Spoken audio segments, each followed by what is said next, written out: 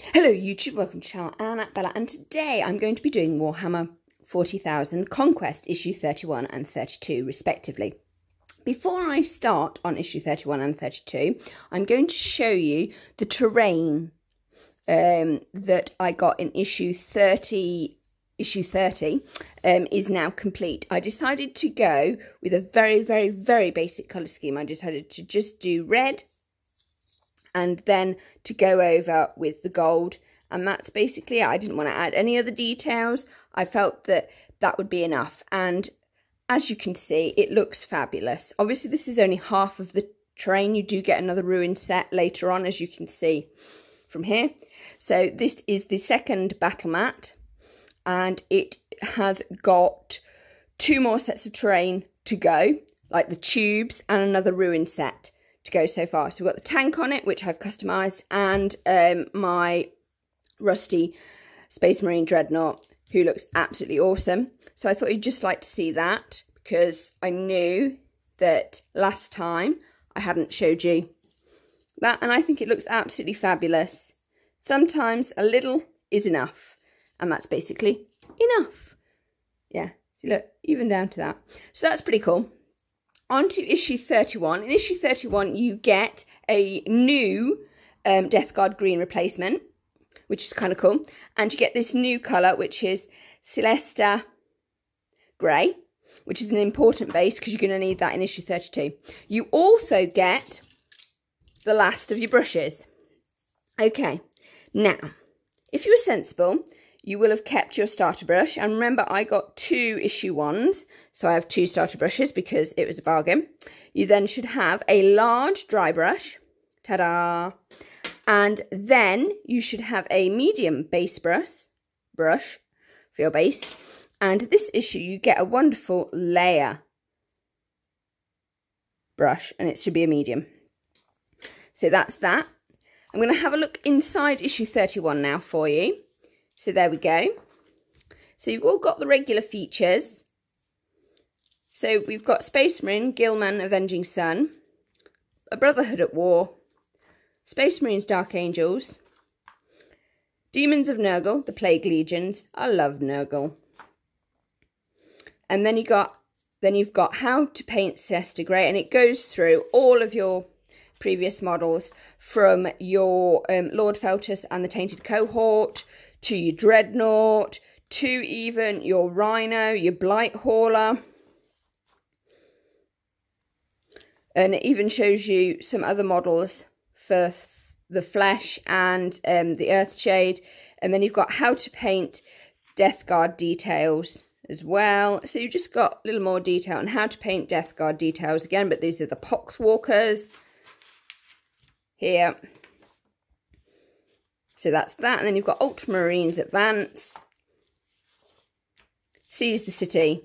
And then you've got in your next issue, issue 32, Primus Apothecary, which is a really important role. And then you've got the thermic plasma conduits, which are basically these. So the tubes and the tunnels. Basically power cables for this playmat, hence why I've got it out for you. So that's issue 31. I am now going to show you issue 32. Remember, this is still $7.99, so it is actually a bargain. Here is my figure. You will get a detailed look of my apothecary figure on the Lazy Sue. This figure is for the Space Marines, and as you can see here, this is why you got this shade in the previous issue, because he is mostly white, or white grey, however you want to quibble about it. So you've got Space Marines Apothecaries. What do? They basically tend to the wounded on the battlefield, and they also put unfortunate Space Marines out of their misery. So they're basically a euthanasia specialist. But their primary objective is, once their fallen brethren have fallen, they collect gene seed recovery. So they have 2 glands, Space Marines do, one in their neck and one in their heart, and these guys basically remove them. They go around collecting from the dead bodies. They obviously, if there is somebody injured on the battlefield who is a Space Marine, they will attend to that first. If there is somebody who needs putting out of their misery because there is no way that they can be stitched up and sent back out, they will also euthanize them and then harvest the gene seed from them. So here we have somebody going through the process of becoming a Space Marine. So that's all the tech that they actually carry. They also fight themselves, so they have to be a trained Space Marine first, then they join the Apothecary specialism. That is their job. So they're infantry, combat medic, surgery, medical aid, science. And here we have a picture of an apothecary recovering the gene seed, which is very important because without the gene seed, they can't actually turn regular humans into Space Marines. Okay, so in the depths of the Hive, the war gear that they have, how to build. It was a complex model, but actually it was really, really quite fun because it also comes with scenery underfoot. I was pleased with the price of the model as well. Some really good options. There's actually quite a lot of a customization. You get a choice of 2 heads, so one with a mask on, one with not. So here's the one with the mask on, looking fairly menacing, I have to say. And the one on the front is just the face. Obviously, they've got their, see, look, the command bullet in their head, their command bolt that shows how long that they have served and they've served with honour, etc., etc. They also have, you can customise the saws and their medical equipment that goes on the back of their backpack. Obviously, you want the light, but you get the choice of 2 options, 23 and 24 respectively, as well as the head. You also get the choice of 2 guns. I will explain what I've done with my model when I show it to you. So this is how to paint the Apothecary. You start with the base coat. I actually have done something different, as you would expect. I will explain that later, but let's just look through this first. Then you've got lots of red to stick on him. Then silver, then blue, black, Retribution Armor, details, details, details. Bugman's Glow is really not a good flesh colour. I've got a better one somewhere. Okay, base coat, complete.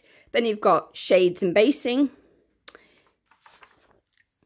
Yeah, a very basic one there. See, you've got a dead Space Marine brother there, and he's just about to harvest the gene seed from him.